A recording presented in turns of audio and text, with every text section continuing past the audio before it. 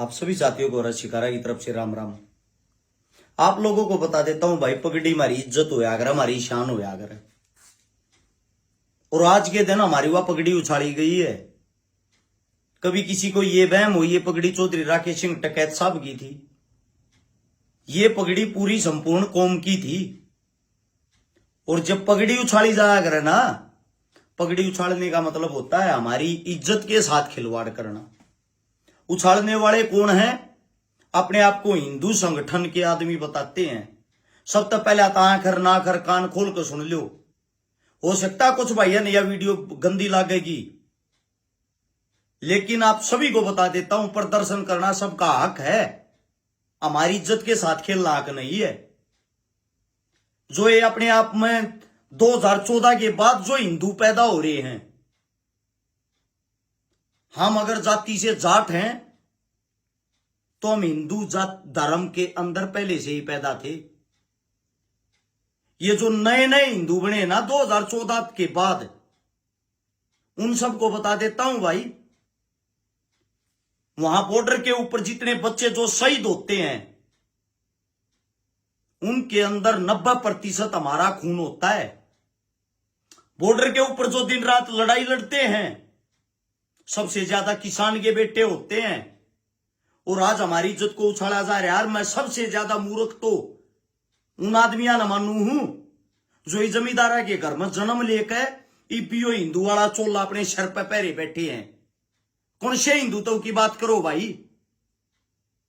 सबसे पहले तो जितने भी दलित समाज हैं, बाबा साहब भीमराव अंबेडकर ने तुम लोगों को आजादी दिलवाई थी। किसी मंदिर की द्वार पर नहीं चढ़न दिया करते, तमने घोड़ी पर नहीं बैठन दिया करते, स्कूला में नहीं पढ़न दिया करते।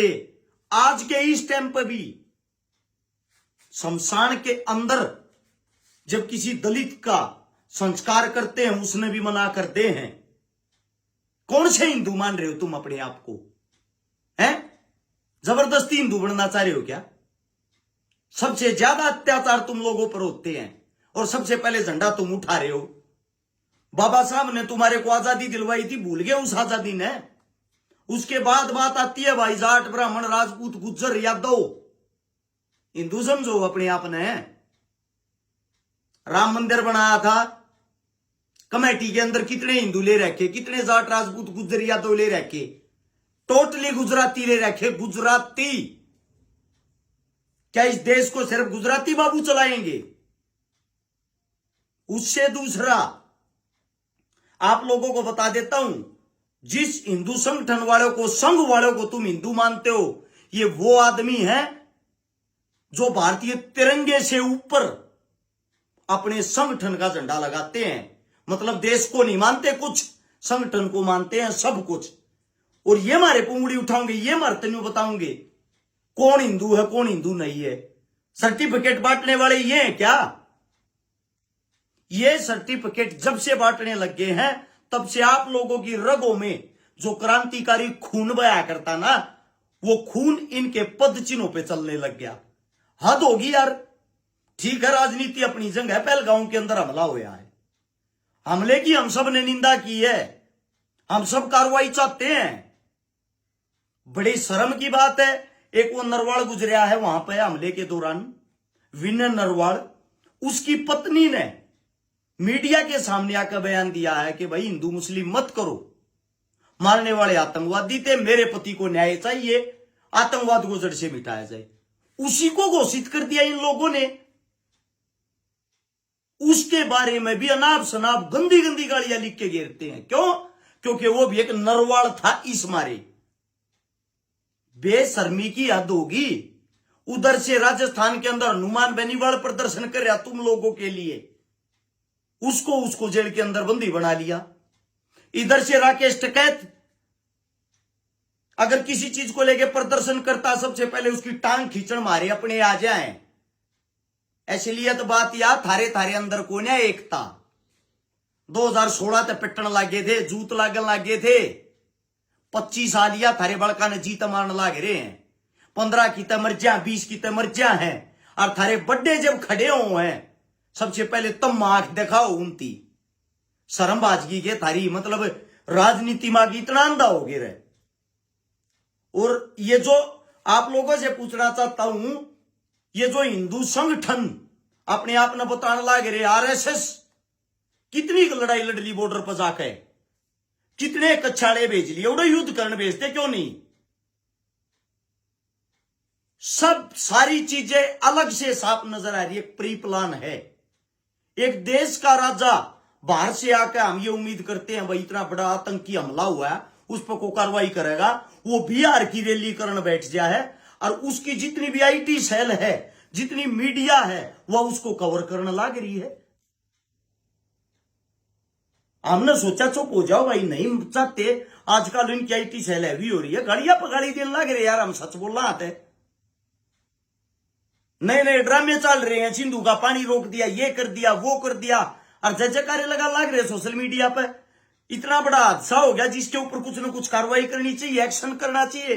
पूरे विश्व का ध्यान हिंदुस्तान की तरफ है कि आप आतंकवाद से लड़ो, हम आपकी साथ हैं। और फिर भी वह लड़ाई नहीं लड़ी जा रही। क्यों नहीं लड़ी जा रही? क्योंकि सिस्टम दिल्ली के दरबारों में है। जो दिल्ली के दरबार है, कमियां उस सिस्टम में है। 2 दारू की बोतल लेके आदमी बॉर्डर पार नहीं कर सकता, बार बार आरडीएक्स लेके, असले लेके देश की सीमा पार करके यहां घुस जाता है? हो सकता है ऐसा? हो सकता है। दिल्ली के दरबारों के अंदर नेता मंत्री खुद जब मुखबर बन के बैठ जाते हैं, वोट बैंक का सियासती खेल खेलते हैं, तो ये काम हो जाता है।